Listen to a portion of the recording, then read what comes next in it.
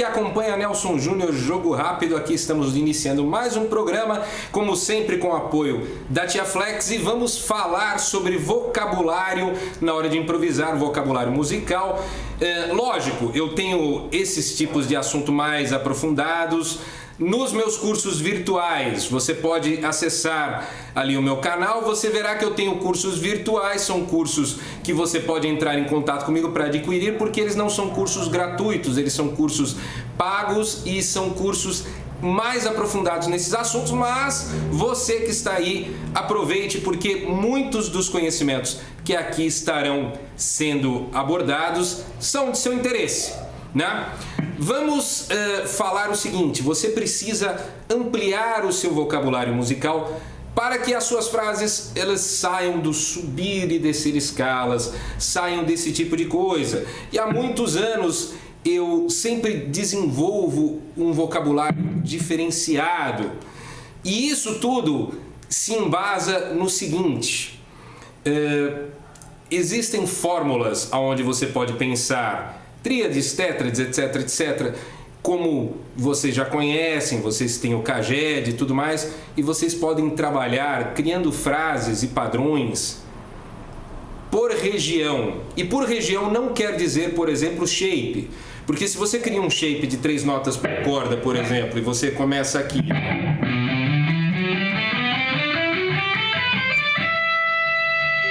e aí nós temos o modo frígio, e aí você vai pegar e tem o modo lídio aqui.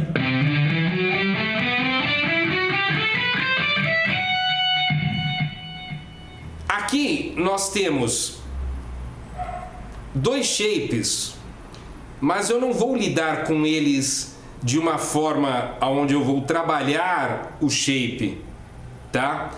Porque assim, tem gente, inclusive, putz, isso é vergonhoso. Eu vejo gente na internet, até que banca, paga de bonzão, que acha que shape é modo. Modo, na verdade, é uma outra coisa. O modo, nós falamos com relação a shapes. Por quê? Porque ele começa na nota e no grau referente a um determinado modo. Então, o que acontece? Quando você está aqui, né, e você está começando um desenho onde você vai e volta, você vai falar que você, olha, é um shape lídio. Mas, na verdade, o que é utilização de uma escala assim? Nós temos um centro tonal, e o centro tonal, por exemplo, sendo um centro tonal maior, você tem, no caso, se você estiver fazendo um dó lídio, obviamente o centro tonal maior estará em dó.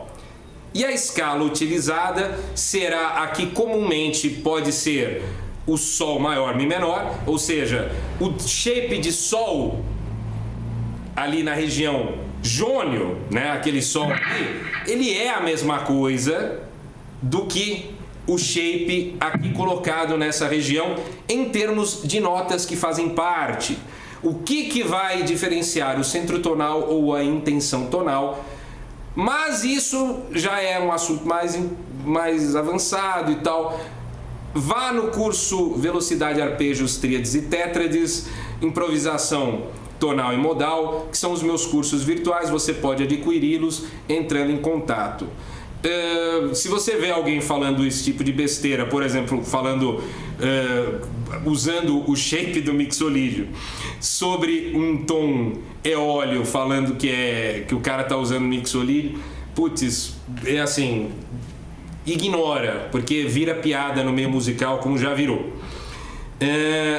Agora, o que é que você precisa fazer? Vamos trabalhar por região. Você tem uma determinada região aqui, onde eu vou pegar. Se você pensar shape,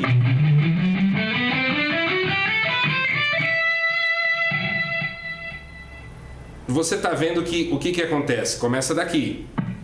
Se eu pegar esse shape,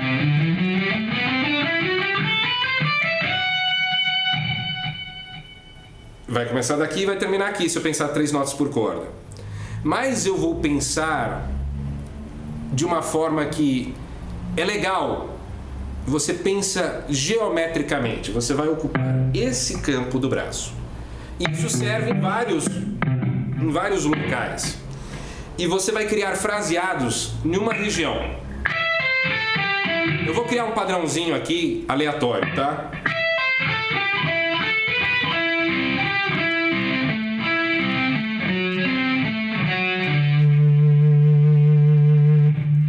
Esse padrão, por exemplo, como ele termina no Ré, ele estaria até dando uma intenção, se você pensa na escala maior dessa forma, dando uma intenção de mixolídio, porque ele está dando a intenção de centro tonal. Ok? Quando você pensar em modo, sempre pense assim. E aí,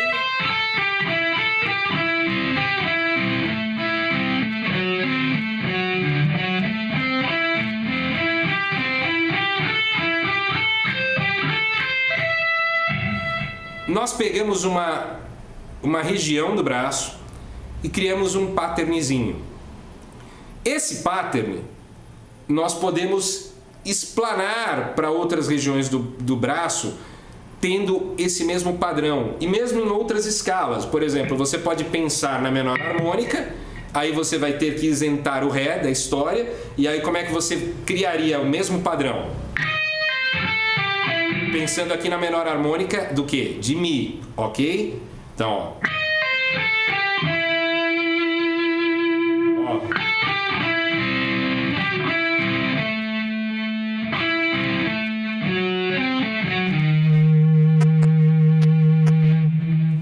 E com isso nós conseguimos criar um padrão após o outro. Nós podemos criar padrões onde nós, a cada intervalo.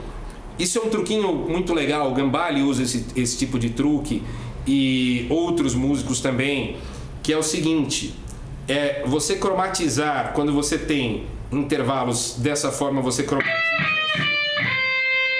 E quando você tem intervalos de um tom e meio, assim, você cria esse tipo de vocabulário. Então, por exemplo, você poderia fazer...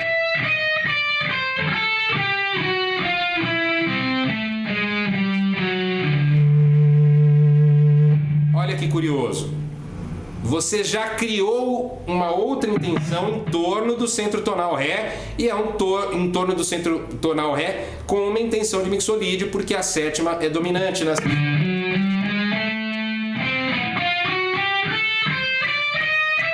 Ó. Nós temos a sétima dominante e a intenção maior, tá? Se você for criando patterns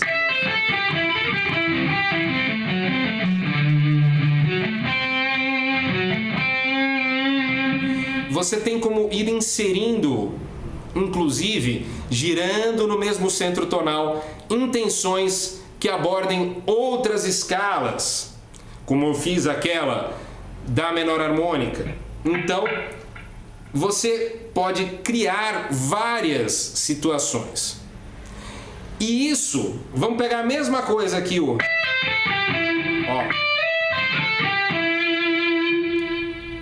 Aqui eu saí com o quê? Um slide a partir do Ré. Aí, ó,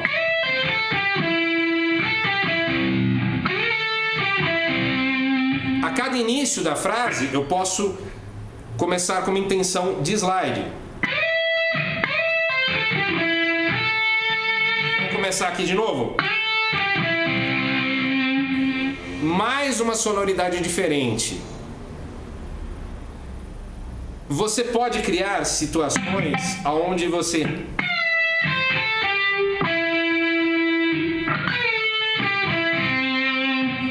insere bends. O vocabulário nada mais é do que você expandir o conhecimento que você já tem e você explanar para todas as direções possíveis e imagináveis. Para que você faça isso, é necessário um conhecimento aprofundado de escalas, modos, a aplicação dos modos, a aplicação dos graus, é necessário que você realmente conheça os campos harmônicos. E para conhecer os campos harmônicos, o que você tem que ter? O conhecimento aprofundado de escalas, porque tudo gira em torno de intervalos e da tabela de intervalos. Aí fica muito difícil se você não tiver o conhecimento inicial, o embasamento correto. Se você, por exemplo, confundir modo com shape, você terá sérios problemas ao criar fraseados, porque você vai se perder onde é o centro tonal. Eu costumo fazer paralelo, sim, com aonde está o jônio e aonde está o eólio, porque é mais fácil para a pessoa se localizar, mas desde que ela entenda como um padrão circular. Faz parte do meu método, caso vocês tenham já visto o método falando a linguagem das notas, a história de você ter um padrão circular. É muito importante isso, porque você não fica interpretando a escala como algo reto, porque tem gente que acha que depois do dó tem outro dó, sabe aquela coisa? O cara, ele não compreende a mudança de oitavas quando ele está no início, né? É muito prático quando você é realmente um profissional do ensino, você esquecer o que é não saber.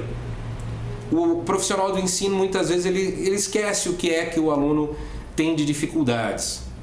Por isso, o professor ele tem que praticar como exercício constante o se colocar no lugar daquele que não sabe, daquele que pouco tem a acrescentar ou daquele ainda que está pensando errado. Por quê? Porque aí fica mais fácil você ter um raciocínio a partir do momento em que você compreende os erros são esses.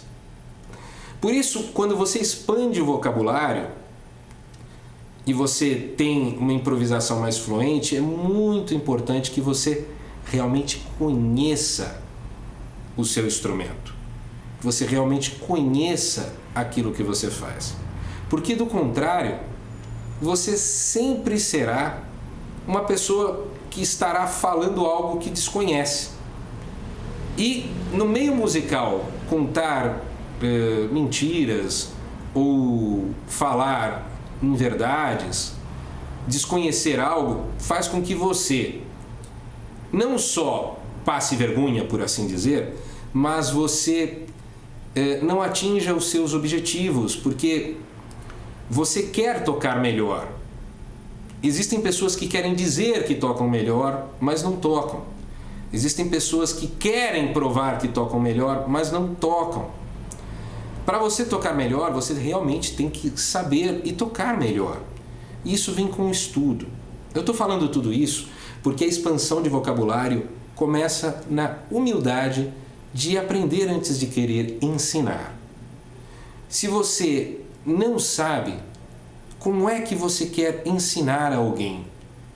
É muito fácil, na internet de hoje, você ter pessoas que têm o costume de tapear principalmente iniciantes, de tapear pessoas que estão bem no início, pessoas que não são absolutamente profissionais ou que conheçam o assunto ao qual dizem conhecer.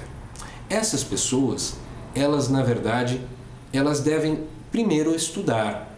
Depois de estudar e aprender, elas devem aí sim ensinar embasadas em algo. E é muito triste porque elas enganam uma série de pessoas. Tem muitos profissionais excelentes na internet, mas profissionais que mal sabem se localizar num grau, mal compreendem a diferença entre shape e um centro tonal e pensam que shape é... O cara está fazendo um shape, o cara pensa que o shape é o modo. Putz, isso é tudo que a gente não quer. Só que o conhecimento na internet ele tem evoluído como se fosse um telefone sem fio. Ele vai, aí ele vai de novo para frente com menos coerência, porque a pessoa vê uma pessoa falar e vai indo. E aí essas pessoas que nada sabem, elas querem prevalecer sobre pessoas que têm conhecimento. E existe uma coisa que se chama a coerência, porque a verdade sempre aparece. Eu vi uma coisa muito curiosa num post esses dias, que foi uma pessoa falando que o funk tem milhões de seguidores, né? E havia uma resposta: lixo também traz milhares de moscas. A mesma coisa. Quando você tem pessoas que mal conhecem para si, em torno de alguém que mal conhece para si também, nós temos o nivelar por baixo. É por isso que a música brasileira, na verdade, ela está recheada de vocalistas que infelizmente não sabem cantar, mas dizem que cantam. De músicos que infelizmente não sabem tocar, mas dizem que tocam. E assim, existem profissionais nas mais várias áreas que fingem que sabem algo, mas infelizmente antes de sequer aprender, querem ensinar. É muito triste, mas cabe a você que está aí saber separar o joio do trigo e saber ver quem age com ética e coerência no mercado musical. Até mais para vocês e aguardem o próximo Nelson Júnior Jogo Rápido.